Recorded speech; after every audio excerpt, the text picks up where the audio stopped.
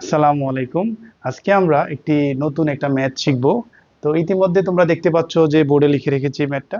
তো ম্যাথটা হচ্ছে পানির 120 মিটার গভীরতায় চাপ নির্ণয় করতে হবে আমাকে।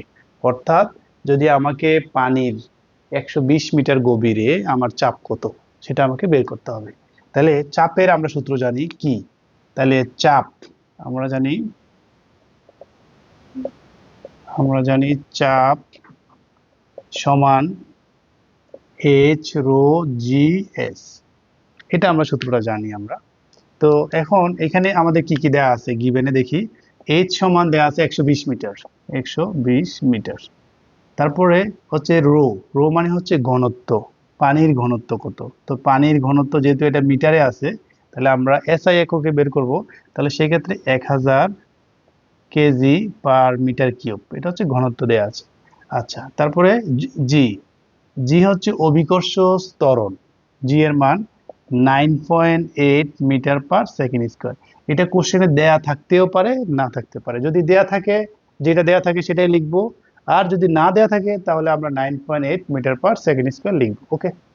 তারপরে এস, এস হচ্ছে পানির আপেক্ষিক গুরুত্ব। এটা সাধারণত কোশ্চেনে না লিখলেও হয়, অনেকে লিখে না। তো এটা লিখা ভালো।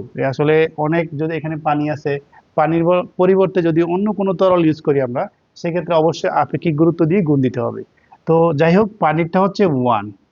আচ্ছা, তো এখন আমরা যদি ভ্যালুটা বসাই, যে চাপ সমান এইচ সমান কি 120 ইন্টু রো হচ্ছে 1000, আর জি হচ্ছে 9.8, এস হচ্ছে 1। তারপরে যদি এটা লিখতে পারি তাহলে কত আসে আমাদের? হ্যাঁ, আসে হচ্ছে 120 ইন্টু 1000 ইন্টু 9.8 ইন্টু 1, আসছে হচ্ছে 117600।